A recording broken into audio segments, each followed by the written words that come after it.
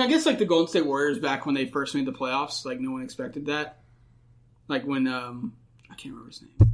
Mark Jackson first was coaching them. Right. I mean, I think it was more impressive when they snuck in and beat Denver that year in the first round. Yeah. The Andre Miller-led Denver Nuggets. Andre Iguodala. That was a good team. That was a good team. They were number 1 seed in the West, which was really weird. No, they were number 3 seed in the West. Number 3 seed? Yeah. Okay, yeah. They won like 55 games or something like that. They won a lot. That was your number 7? Mm-hmm. All right, my number 7 is Houston.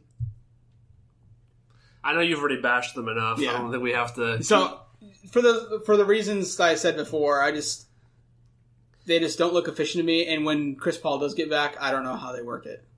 But they're 5-3 without Chris Paul. I know, but they might be worse with Chris Paul. I don't think they're going to be worse with Chris Paul. He's a good basketball player. They beat the Warriors with him. The Clippers might be worse or better without Chris Paul. So, I just think DeAndre Jordan is a lot less of a baby without Chris Paul. Because Chris Paul is not there to break him down.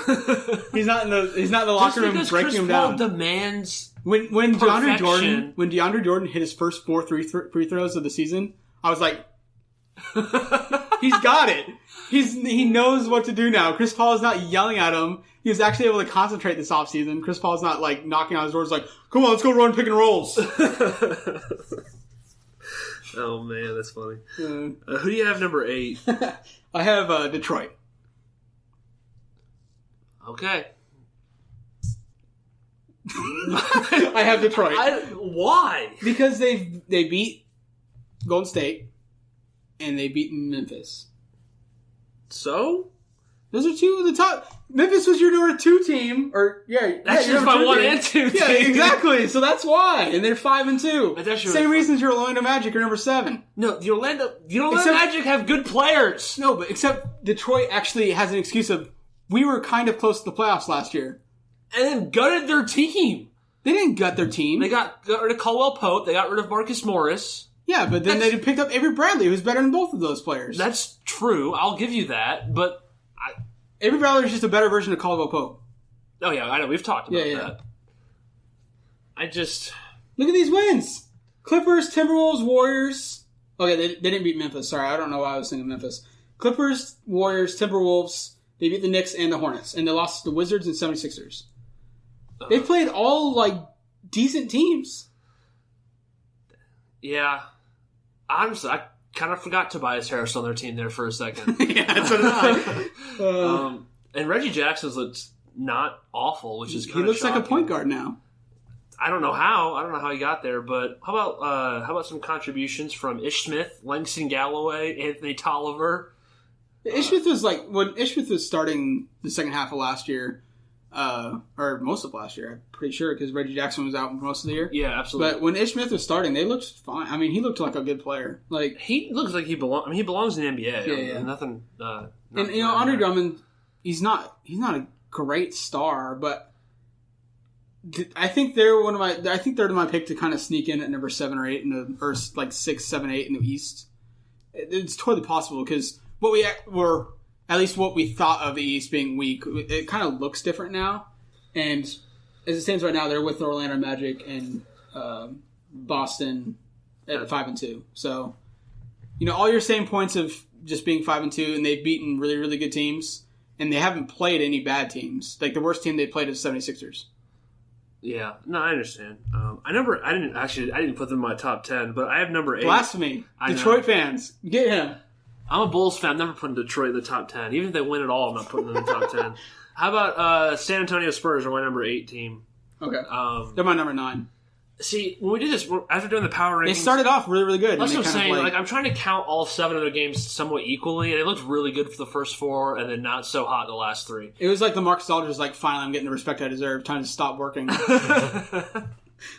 Okay, I got paid. I showed up that I'm still pretty good at basketball. I'm not going to play anymore. I just want them to be struggling before Kawhi Leonard gets back, just so I can be like, yes, I know. Marcus Aldridge and Rudy Gay are both bad players. Please trust me. They've honestly both been really good. They have been playing really, really good. And like I said, the first 4 games, they looked amazing. Yeah. Well, have they lost 3 in a row? Yeah, yes. They have. Okay. They're going to get Kawhi Leonard back, and then they're going to run the league. In all honesty. I mean... I don't know.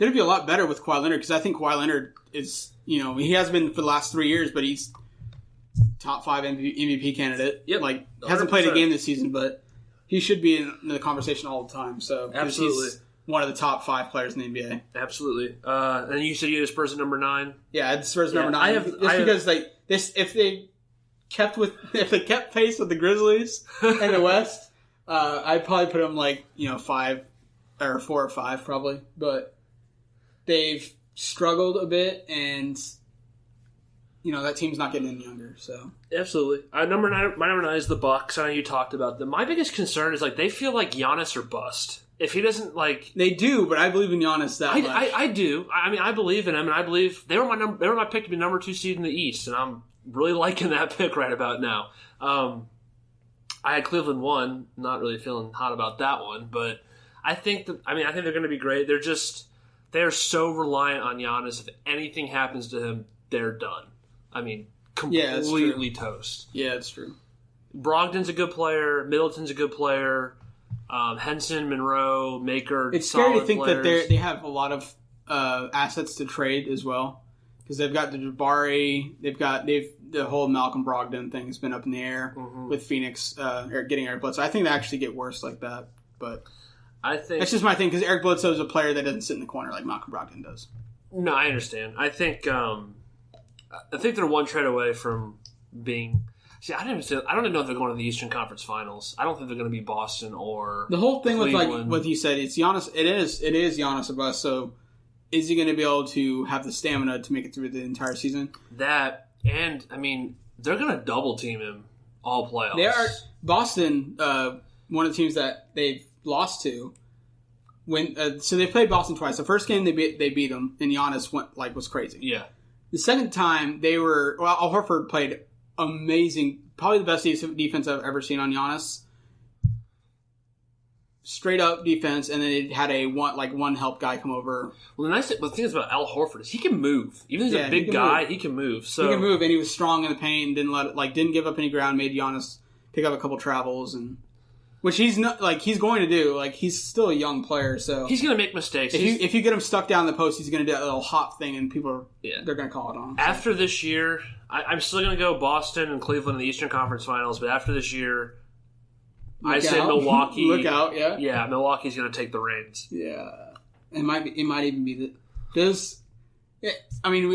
it's hard to say if Cleveland has to still make the finals, right? Yeah, they're going to make the finals. I'm not worried about that at all. Are you sure? Yeah, I'm not worried. Are you positive? I'm 100% positive. They look really bad. It does not matter. They always look like they have problems, and every year they just blow through the cruddy Eastern Conference. He's also had another star to pick him up, and can we even call Kevin Love a star this week? No, Kevin Love is not a star. He's never been a star. Everybody loves him, and I don't understand why. He's not that good. He averaged 20 and 15, that's why. Well, why was he an all-star last year? He still averaged 18 and 12 last year. I don't care. Russell Westbrook averaged a triple-double, and you know what happened? They got blown out in the playoffs. Yeah. He also won MVP. All right. Who's your last team? I have the Magic at number 10. Just because I felt bad not having them in there. You hear that? That's worse than my Detroit. That's a pity vote right there. It is a pity vote. Because you're 5-2 and I have to acknowledge you. No, that doesn't count. You don't actually like the Magic. I don't. I think they're going to be really, really bad. I believe in the Detroit Pistons a lot more. Do you know who I'm giving number 10? Charlotte Hornets, baby. That's actually a good pick. Dude, they're 4-3. They've played, they just beat Memphis last night or 2 nights ago. Last night. They don't have Batum yet. Yep. Zeller's missed some time. But Dwight Howard's looked really good. Oh, I wonder who said that a million years ago. Both of us. We both were like, oh yeah, they're a lot better with Dwight Howard. And everyone on Charlotte's like, oh my god, Tyler Zeller, he's so much better than Dwight Howard. Cody Zeller. Oh yeah, sorry. I always say Tyler Zeller. I think you just said Tyler Zeller too, and you said... I think I just said Zeller. I don't know. I met Tyler Zeller a couple months ago. Was it Tyler Zeller or was it Cody Zeller? I met Tyler Zeller a couple months ago. Anyway, the point is, they look good. They don't have Batum yet. Dwight Howard looks great. Kemba looks great. Dwayne Bacon, surprise second-round pick. Dwayne Bacon was probably the most ready second-round pick coming out of the draft. Yep. That was part of the Dwight Howard trade that they got. They flipped that for Dwayne Bacon. He looks. Oh my gosh! What a horrible trade! Why did we do that? Oh, what? Dwight Howard's just... He's going to hurt our locker room. Like, every excuse that I could think of, they... You know why he hurt their locker room? Because they suck. Because Dennis Schroeder was their best player. That's why. Yeah, so they look great. When they get Batum back, they're going to be even better. They are going to give somebody a run for the money in the playoffs. Like, they're going to give Boston or Washington or Cleveland... Stop with the Dwight Howard hate, because he's still a good player. Yes, he is. He's a very good player. They're going to give somebody a run for their money, though. Yeah. So that's my number 10 team. That's a good number 10. I would honestly prefer them over the Orlando Magic, but I kind of wanted just to have that pity pick, because they're 5-2. Yeah. But I think the Charlotte Hornets are probably better than they are. I think they're a better team. So neither one of us had Cleveland on our top 10. Completely biased. I'm not going to put them in my top 10. That's still crazy to think. Like, and I think they'd be out of the top 10 on a lot of people's list just because they've looked really, really bad. They're 25th in the league right now. Yeah, if this playoff started right now, they wouldn't be in the playoffs in the East. In the East, nope. Man, I wish the playoffs started right now. I know, that'd be great. But. So I want notable absences for both of our lists. We had no Toronto, no Minnesota, no Portland, no Utah, no Oklahoma City. Yeah, I just want to see more of most of those teams. And a lot of those teams they have to put things together, like Minnesota and Oklahoma City. Utah has looked good at times and then really, really bad at times. They have the same problem, like you were saying at the beginning of the year. Like if one of their players doesn't have like a good game, they're going to lose. Offensively speaking. Yeah. They're going to be great. I think we both said they're going to be the best defensive team. They've probably looked that part so far. So, I mean, hats off to Quinn Snyder and doing that with basically no stars other than Rudy Gobert. Yeah, and he's not even an offensive player. Ricky Rubio is... you're in a dire straits offensively when you have to rely on Ricky Rubio hitting 4 threes in a game to win a game. Yeah. So... It's either Ricky Rubio goes off and scores 20 with like 5 or 4 threes, and then Donovan Mitchell, your rookie. I know. Their leading scorer right now is Rodney Hood, which is what I think I said beginning of the season, is Rodney Hood was going to be their leading scorer. And they have to. I think he has to be by default, though. Yeah, exactly. He has to pick up like that slack left by Gordon Hayward. But they like I said, they look really, really good defensively, but they can't really score. And Denver's kind of been lackluster. They just can't stop anybody. Wait, Denver. I thought you said Utah. Denver. No, Denver cannot. Denver can score still. They just can't. They can't play any defense. They're kind of disappointing me. And Oklahoma City just is kind of like Oklahoma City and Minnesota. They both actually played each other twice. Minnesota getting both of those wins, but it's hard to see. You can see flashes of like when they finally get it together, but. Minnesota's going to take some time. Like they're going to take. I think Oklahoma City's going to take. I was saying Oklahoma City's going to take a lot of time. Yeah, they just look, and hats off to Russell Westbrook because I think you're playing the best you've ever played in your career right now, and you're like trying to distribute and trying to get these guys involved, and you're taking a lot less shots than you did last year. Still cheating on defense. Yeah, it's okay. He's never been a good defender, but he's also a lot more efficient than this year he's ever been. So I'll give him that. Yeah, He's the one keeping them afloat. He's not Russell Westbrook anymore. No.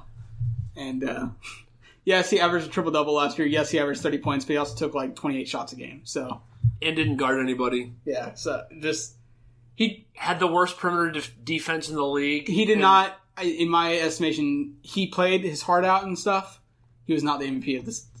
I will never bash Russell Westbrook's heart or his energy or anything like that, or his athleticism. He's a great player, top 10 easy.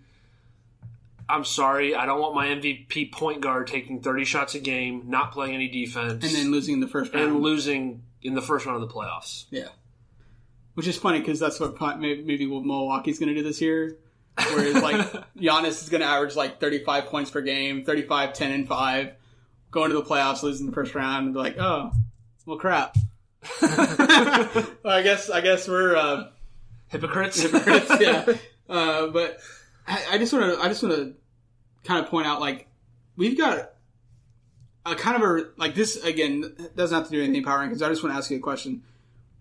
What do you think of the young players we have in the league right now? I'm excited to talk about this. I think we did the baseball podcast. We are talking about how the baseball is all these young stars. I think the NBA is moving in that